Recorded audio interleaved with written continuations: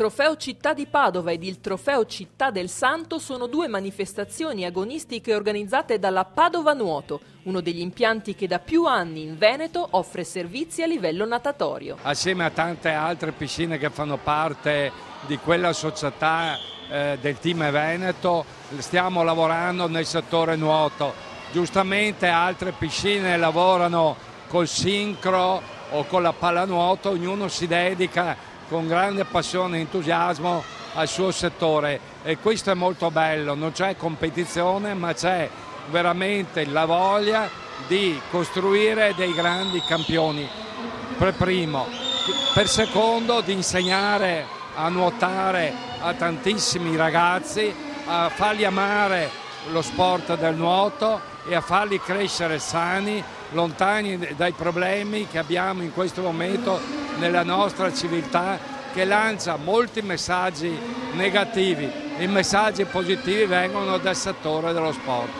Alla Padova Nuoto si organizzano grandi eventi e si investe sui giovani, come testimoniano le immagini del Trofeo Città di Padova, per poi raccogliere risultati sorprendenti a livello agonistico. Grandi atleti nascono nelle nostre piscine e anche dalla Padova Nuoto la storia ci ricorda la novella Caligaris, però ci ricorda anche gli ultimi grandi campionesse che abbiamo mandato a Pechino, la Carpanese e la Spagnolo. Abbiamo mandato 3 atlete alle Olimpiadi di Pechino e speriamo di essere presenti anche nei prossimi giochi.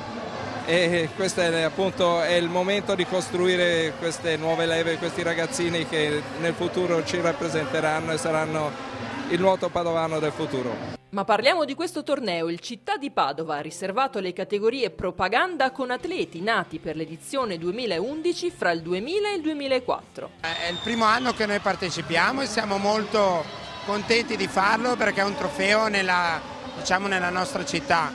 E siamo contenti che ci hanno invitato e i ragazzi che lo sentono perché come tutti i trofei è un appuntamento di squadra più che di singoli, perché ogni ragazzo ha la possibilità di partecipare, di far parte della manifestazione, si sente parte integrante della manifestazione, mentre nelle altre gare magari a volte queste cose non capitano, nei trofei si sentono molto.